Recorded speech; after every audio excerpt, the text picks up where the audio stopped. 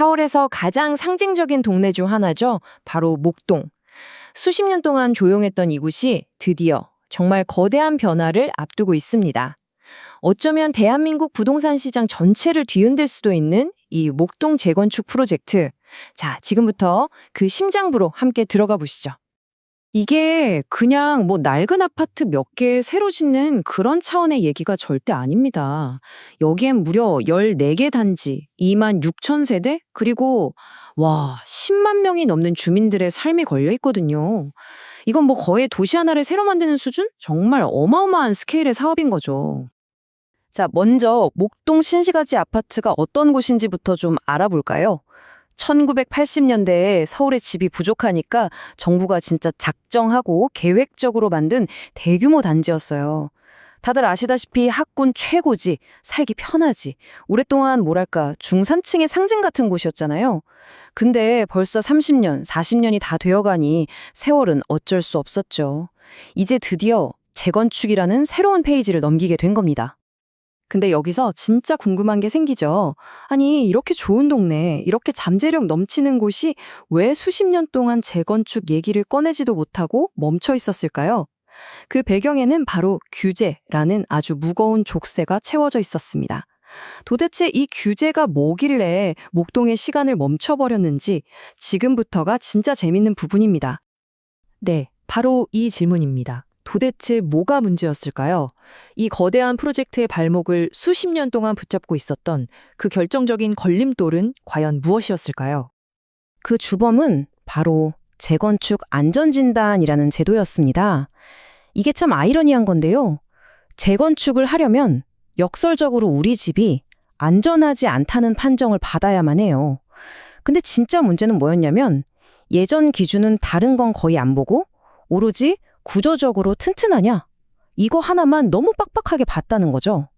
그러니까 목동 아파트들이 뼈대는 튼튼하게 잘 지었잖아요.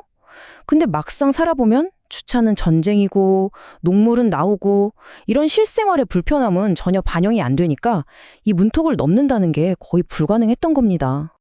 자, 바로 이 표가 모든 걸 설명해 줍니다. 2023년에 게임의 룰이 완전히 바뀐 거죠. 한번 보세요. 예전에는 구조 안정성 비중이 무려 50%였어요. 절반이죠. 이게 30%로 뚝 떨어졌습니다. 그 대신에 실제로 사는 사람들이 느끼는 불편함, 그러니까 주거 환경이나 설비 노후도 같은 항목들의 비중이 15%, 25%에서 둘 다 30%로 확 올라갔어요. 바로 이 변화가 수십 년간 잠자던 목동을 깨운 결정적인 한방이었던 겁니다. 네, 정말 이 결정적인 정책 변화 하나가 모든 상황을 180도 바꿔놓은 겁니다. 정부가 안전진단 규제 완화라는 열쇠로 목동이라는 거대한 자물쇠를 그냥 한 번에 확 열어버린 거죠. 그 결과는 정말 드라마틱했습니다. 보세요. 2022년 12월에 정부가 규제 완화를 발표하죠. 그러자마자 바로 다음 달인 2023년 1월에 6개 단지가 통과, 2월에 또 6개 단지가 통과. 단 2달 만에 14개 단지 중에 12개가 재건축 허가를 받아버린 겁니다. 수십 년간 꽁꽁 닫혀있던 문이 그냥 한꺼번에 터져버린 거죠. 말 그대로 본물이 터진 겁니다. 시장은 귀신같이 반응하죠. 이 그래프 좀 보세요. 안전진단 통과 소식이 막 쏟아지던 2023년 초에 거래량이 갑자기 폭발적으로 늘어나는 거 보이시죠? 그동안 꽁꽁 얼어붙었던 시장에 이제 진짜 되는구나 하는 기대감이 확 퍼지면서 사려는 사람들이 순식간에 몰려든 겁니다. 자, 이제 규제라는 큰 산은 넘었습니다. 그럼 이제부터가 진짜 중요한 질문이겠죠? 그래서 목동의 미래 가치는 과연 얼마나 될까? 만약 내가 투자자라면 어디를 주목해야 할까? 지금부터는 돈과 직결되는 문제, 바로 사업성을 한번 제대로 뜯어보겠습니다. 그런데 여기서 잠깐 이런 생각을 해봐야 합니다. 목동에 있는 14개 단지가 전부 다 똑같은 황금 티켓일까요? 과연 그럴까요? 모두가 똑같이 대박이 날 수 있을까요? 재건축에서 돈을 버냐 못 버냐를 결정하는 가장 중요한 키워드는 바로 사업성입니다. 그리고 이 사업성을 좌우하는 핵심이 뭐냐면 바로 대지지분이에요. 이게 뭐냐면 쉽게 말해서 조합원 한 사람이 새 아파트를 짓는 데 내놓을 수 있는 땅의 크기라고 보시면 됩니다. 이 땅이 넓으면 넓을수록 그 땅에 일반 분양 아파트를 더 많이 지어서 팔 수 있겠죠? 그럼 그 돈으로 공사비를 충당하니까 내가 내야 할 돈, 즉 추가 분담금은 줄어들고 오히려 돈을 돌려받을 수도 있는 겁니다. 아주 간단하지만 가장 중요한 원리죠. 자, 그럼 본격적으로 분석하기 전에 이 지도를 한번 눈에 익혀두시죠. 1단지부터 14단지까지 쭉 펼쳐져 있는데요. 다들 위치도 다르고 특징도 제각각입니다.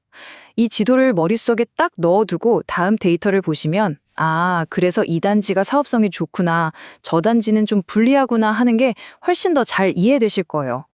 그래서 나온 단지별 성적표입니다. 아까 말씀드린 그 대지 지분을 기준으로 줄을 세워본 건데요. 와, 결과가 정말 흥미롭습니다. 1등을 보세요. 5단지가 13.48이라는 이건 뭐 거의 압도적인 수치로 1위입니다. 그 뒤를 2단지, 3단지가 잇고 있고요. 그런데요, 저기 맨 아래를 볼까요?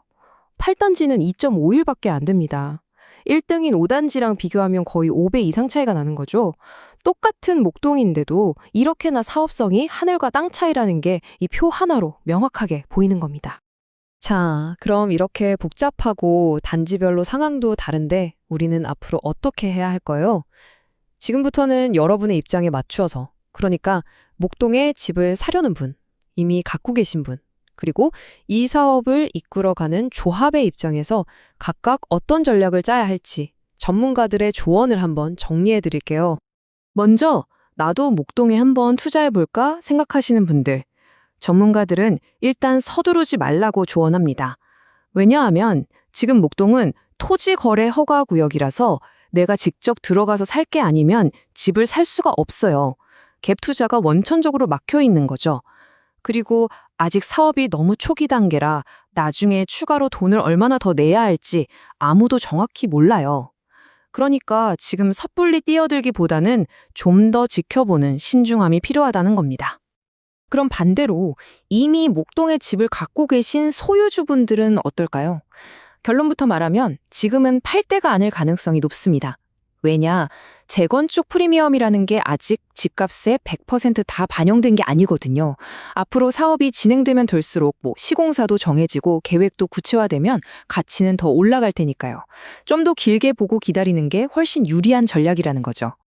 마지막으로 이 거대한 프로젝트를 이끌고 나갈 재건축 조합에게는 이런 조언을 합니다. 정말 긴 호흡으로 멀리 내다봐야 한다는 겁니다.